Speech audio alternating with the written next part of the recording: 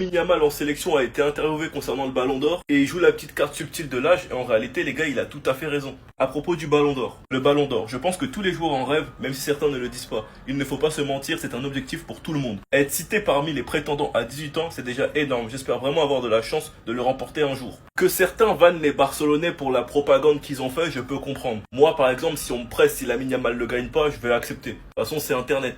Mais ceux qui pressent le joueur, je pense que vous êtes totalement déconnectés de la réalité. On parle d'un joueur qui a 2 saisons professionnelles. Il a commencé à vraiment jouer pour ses 16-17 ans. Cette saison, il gagne l'Euro, meilleur jeune joueur de l'Euro, meilleur passeur de l'Euro. Suite à cette saison, il gagne du coup le Golden Boy. Il est dans l'équipe type pour le trophée The Best et il gagne le trophée Copa. Il est le plus jeune joueur nominé pour le Ballon d'Or, 17 ans et 51 jours. Et la saison d'après, un an plus tard, que vous l'acceptiez ou non, il est dans les débats pour le Ballon d'Or et pour le remporter. Il finira minimum top 2 et il est tellement précoce que même s'il a déjà gagné le trophée Copa, il est nominé une deuxième fois. Donc oui, comme il l'a dit, qu'il soit déjà dans ces débats-là à 18 ans, c'est extraordinaire. Tu fais 2 saisons professionnelles, t'es 2 fois minimum dans le top 10, sauf que la deuxième saison, t'es un candidat sérieux, et t'es tellement précoce que t'es dans le débat du Ballon d'Or et du trophée Copa. En tout cas, je me demande vraiment comment ils vont s'amuser à départager le trophée Copa, parce que quand tu sais que Lamine Yamal est dans la course au Ballon d'Or, et qu'il va être minimum dans le top 2, et que Doué aussi est dans les nominés du Ballon d'Or, et qu'il sera jamais devant Yamal, si Doué gagne le trophée Copa devant lui, en vrai, ça serait illogique. Donc je me demande comment ils vont s'arranger. Sinon vous les gars, vous en pensez quoi? Ramenez-nous sur cette personne, on s'ennuie.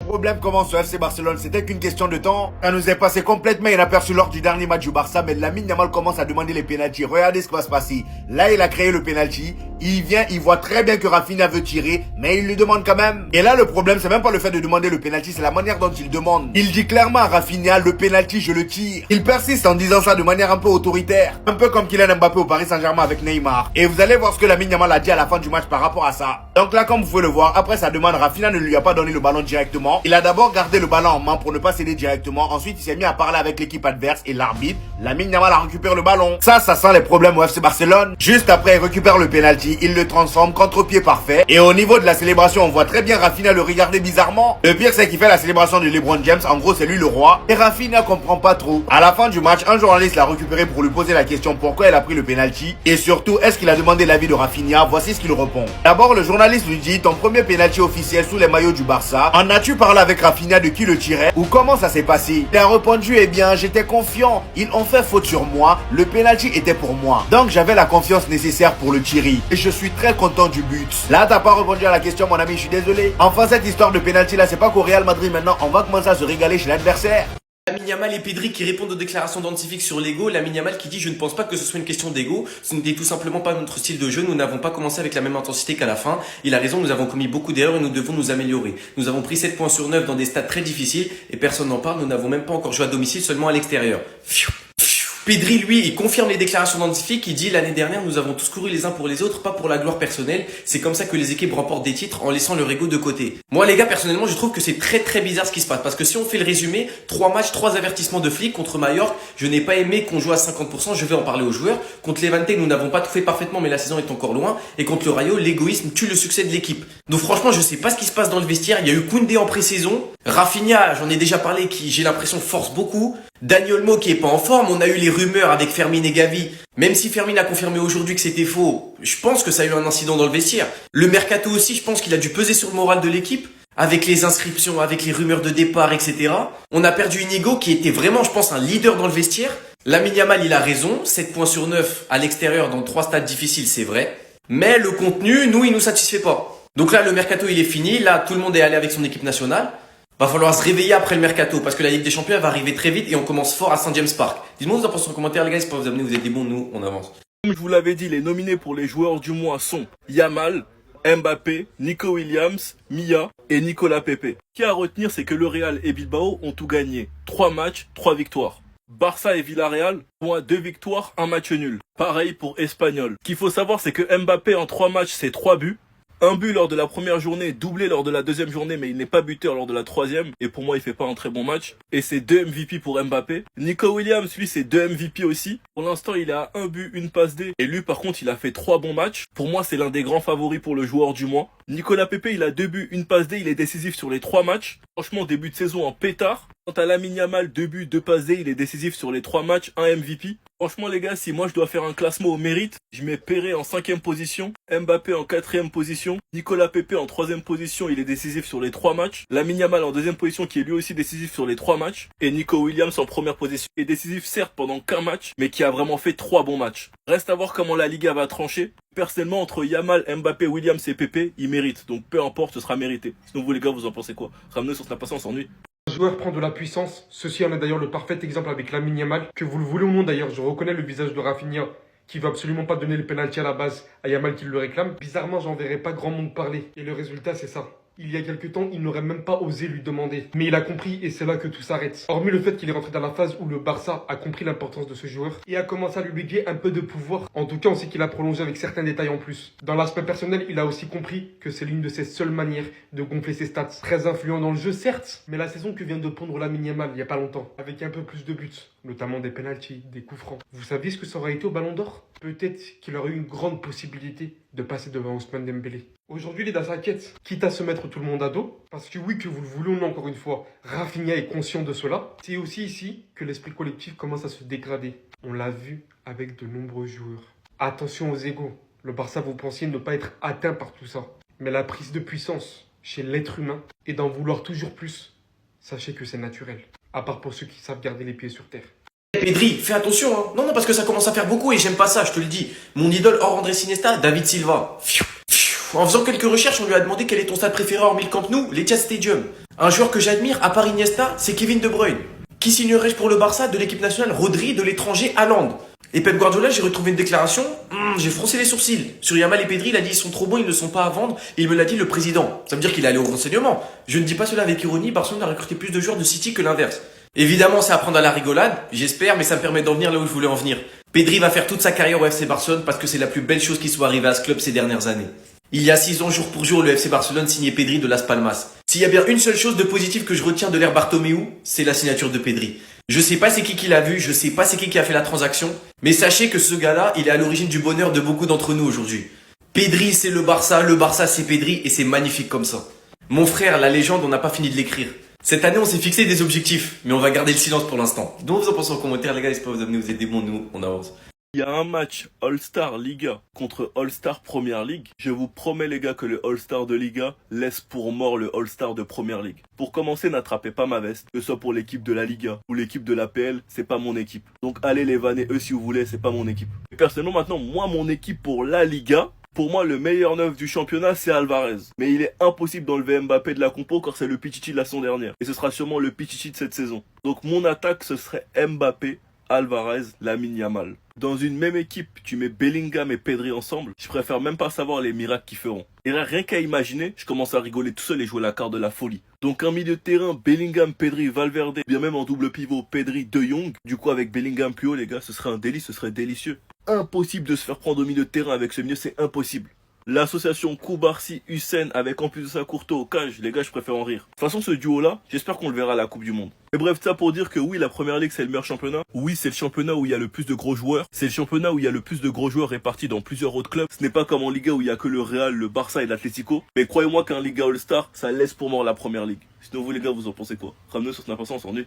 Voisins madrilènes, profitez et enregistrez cette vidéo. Je m'adresse aux madrilènes de ma communauté que vous m'aimez ou pas, dans tous les cas vous êtes dans mes commentaires. Donc vous faites partie de ma communauté pour moi. Mettez cette vidéo en favori, je vous avertis. Profitez. Parce qu'après la trêve c'est cardio. Donc profitez. Moi je vous ai dit.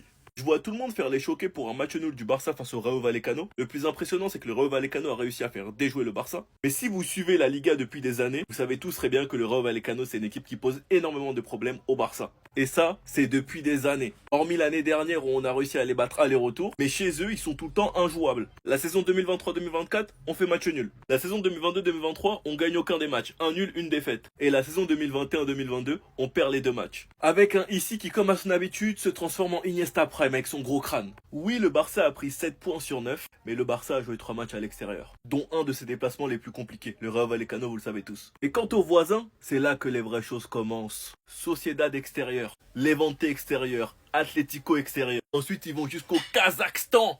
Villarreal à domicile et Retafe extérieur, avant d'affronter le Barça. Quant à nous, en septembre, Valence à domicile, Retafe à domicile, Oviedo à l'extérieur, Sociedad à domicile, Séville à domicile, Girona à l'extérieur, puis le Real Madrid. Mettez cette vidéo en favori. On se donne rendez-vous après ces matchs-là. Je vous aurais prévenu. Sinon, vous les gars, vous en pensez quoi? Ramenez-nous sur Snap Instant Ennui. Visiblement, c'est pas parce qu'on ne joue plus que le jeu s'arrête. Nous venons à peine de finir le mercato. Rooney Bardi a été inscrit en équipe B et on nous envoie déjà un tacle. Gomez, DG de la Liga, a été interrogé sur Bardi et il en a profité pour avertir le Barça. Tu enregistres un nouveau joueur pour la B qui a un plus gros salaire que certains de l'équipe A. Si tu veux mon accord, il va falloir l'enregistrer dans la A.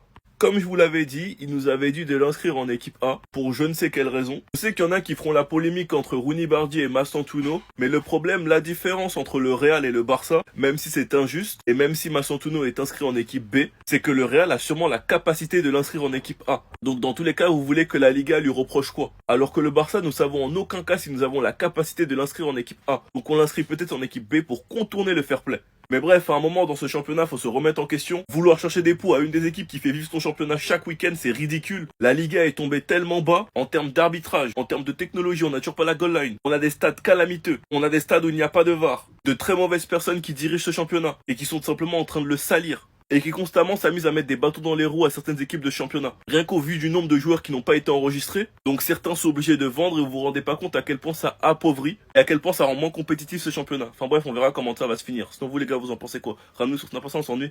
Énorme retournement de situation concernant le cas Rooney Bardi. Monsieur que vous voyez derrière moi, directeur général de la Liga. Il s'agit donc de Javier Gomez qui a déclaré en gros que l'inscription de Rooney Bardi avec la B est pas possible parce qu'ils estiment que le Barça contourne le fair play financier espagnol en faisant cela. Ce qui veut dire probablement que tant qu'il est inscrit avec l'équipe B, il ne pourra pas jouer avec l'équipe A. Maintenant, si je me rappelle du cas Mastantuano, lui aussi, il me semble, parce qu'il a numéro 30. Mais après, le seul truc explicable, pour être honnête, c'est qu'ils savent que le Real Madrid a le fair play financier pour l'enregistrer de base. Que l'enregistrer en B n'a pas été à moins de contourner le fair play financier, étant donné que le Real n'a pas de souci de fair play financier.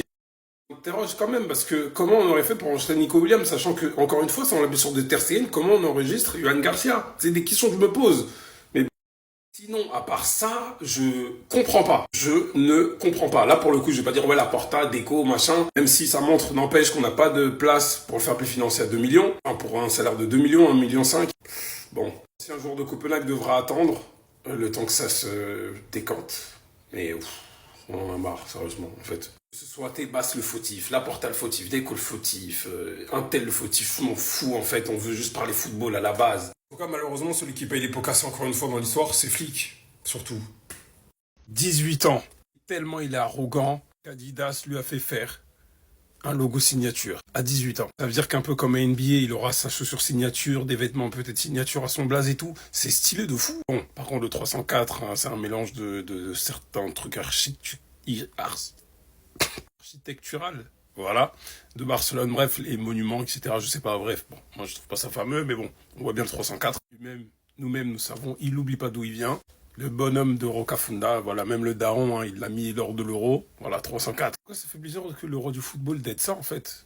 Tous les records, je sais pas, c'est à 18 ans, au foot, on a déjà eu quelqu'un avec son logo signature, sa chaussure signature, etc. Alors, vraiment appartenant qu'à lui. De toute façon, c'est ça l'influence.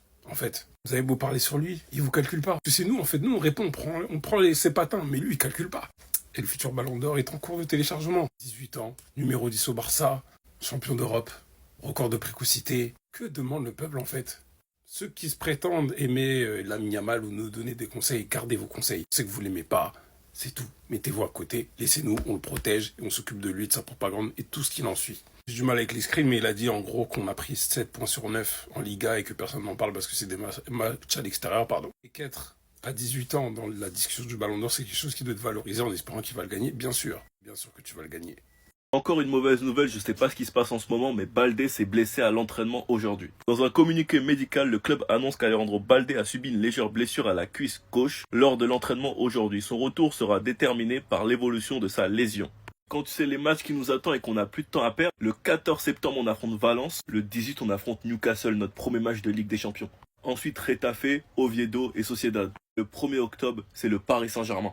Franchement les gars, tout dépendra de l'évolution, mais le problème c'est qu'on connaît Baldé et c'est là où ça fait peur. Après ça arrive pendant la trêve donc ça nous laisse un peu de temps. Mais bref, en tout cas j'ai hâte d'avoir beaucoup plus de nouvelles. Ce qui veut dire que pour l'instant, vu qu'on n'a pas recruté à ce poste-là, on doit compter sur Gérard Martin et sur Geoffrey Torrens. Et je pense que cette blessure de Baldé doit énormément énerver Flick car il a demandé un latéral qu'il a simplement pas pu avoir. Franchement les gars, la saison va être très longue. Et pas ce qui se passe vraiment que des mauvaises nouvelles. Pour l'instant on n'a pas de stade. On veut nous créer des problèmes sur l'inscription de Rooney Bardi. On a perdu des points à la 3e journée de Liga. Et là maintenant on apprend que Baldé s'est blessé. J'espère qu'il reviendra le plus vite possible. Enfin bref, sinon vous les gars vous en pensez quoi? Nous sur ta patience, on est.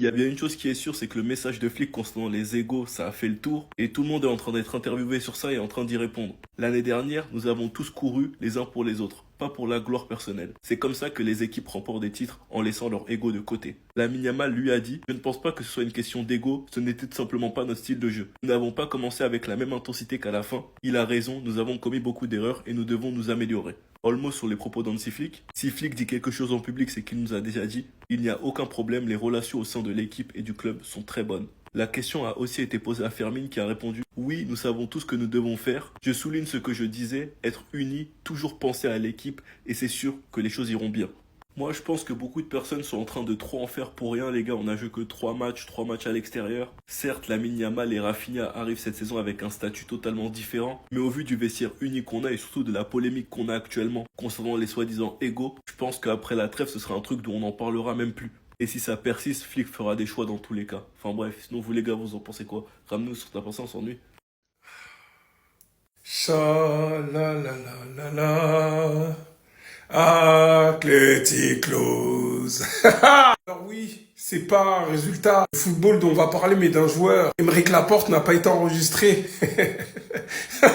au niveau de la Liga parce que les documents sont arrivés trop tard. Je suppose qu'il y a un joueur derrière tout ça. Je peux pas le prouver. On n'a jamais cru dire ça, mais franchement, merci à Nasser pour les travaux. Je suis désolé parce que moi j'aime bien Valverde. Désolé Martin Acero, mais le pressing aussi te concernera, même si c'est le club directement, et le CM surtout. Mais le président de Bilbao était trop occupé, visiblement, à parler de nous, à aller chez Tebas, à Madrid, pour t'occuper des affaires qui te regardaient pas.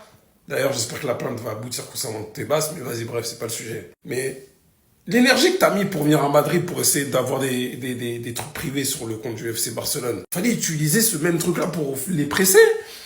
Pourquoi ne pas avoir utilisé la même énergie pour prendre Aymeric Laporte et te renforcer? C'est dommage pour Ernesto Valverde, autrement dit Martin Acero. Je dis ça, mais Rooney Bargdadji, il semble qu'il va jouer qu'avec la baie pour l'instant. Hein. Bref, j'en parle demain. Attendez, je savais que ces deux-là, ils pouvaient pas être en embrouille pour des bêtises. J'en étais sûr. Ils sont trop matures pour ça. Fermin Lopez sur sa relation avec Gavi. Gavi est mon ami depuis l'âge de 12 ans. Je le connais depuis mon passage au Betis, mais depuis que je rejoins la Masia, il est mon ami. C'est comme un frère pour moi. Nous avons beaucoup partagé ensemble. Les gens spéculent toujours. Cela ne va pas changer, mais il est toujours mon ami. Nous avons une bonne relation comme toujours. Voilà. Pour le coup, ça fait plaisir à savoir. Parce que les histoires qu'on entendait entre les deux pendant la pré-saison, comme quoi ils étaient en embrouille vis-à-vis de leur copine, je sais pas quoi, plus Fermin qui avait balancé un post visé sur Instagram, ça va 2 minutes. Fermin Lopez a également parlé des rumeurs de départ, etc. Eh bien, en fin de compte, ma priorité a toujours été d'être au Barça. Je suis arrivé à 12 ans, c'était mon rêve d'être ici, de pouvoir atteindre la première équipe. C'est toujours une flatterie qu'il y ait de l'intérêt de la part d'autres clubs, mais la vérité est que j'ai toujours eu l'idée de rester au Barça et de pouvoir réussir ici. Et heureusement que c'est la fin du mercato parce que vraiment les rumeurs vis-à-vis de Fermin, personnellement, j'en pouvais plus. Et le fait qu'il soit resté au Barça et qu'il ait lui-même dit qu'il voulait rester, ça fait archi plaisir. Bref, en tout cas, n'hésitez pas à me donner vos avis dans les commentaires, histoire de savoir ce que vous en pensez, et moi je lirai tout ça. Petite conférence de Jules Koundé avec l'équipe de France sur le ballon d'or entre Lamine et Dembélé, sur la future confrontation entre le PSG et le Barça et sur le fait qu'ils soient pas dans les nominés au ballon d'or. Franchement c'est chiant, c'est toujours les mêmes questions. Enfin bref, attendez, bougez pas, je vous explique. On lui demande en gros c'est qui pour lui son ballon d'or. Et lui il s'est clairement pas mouillé, il explique que Dembélé et Yamal méritent. Il y a des arguments pour les deux, étant coéquipier des deux c'est difficile, de toute façon c'est pas moi qui vote. Mais en gros il explique qu'il a joué avec les deux, que les deux le méritent. Ousmane Dembélé a bien évolué, qu'il a déjà joué avec lui au Barça. Et qu'en gros ça fait plaisir de le voir faire une grosse saison individuelle. Certains insulteront Jules Koundé, mais bref, vous savez, on n'a pas le droit d'avoir un avis différent dans ce monde-là. On a aussi parlé de son absence dans le top 30 au Ballon d'Or. Il explique qu'il aurait pu y être au vu de sa saison, et c'est normal. Mais le fait qu'il soit pas nominé, ça le motive encore plus d'en faire plus. Donc on t'attend cette saison. À bientôt 27 ans, j'entre sûrement dans mes meilleures années. J'ai toujours très faim.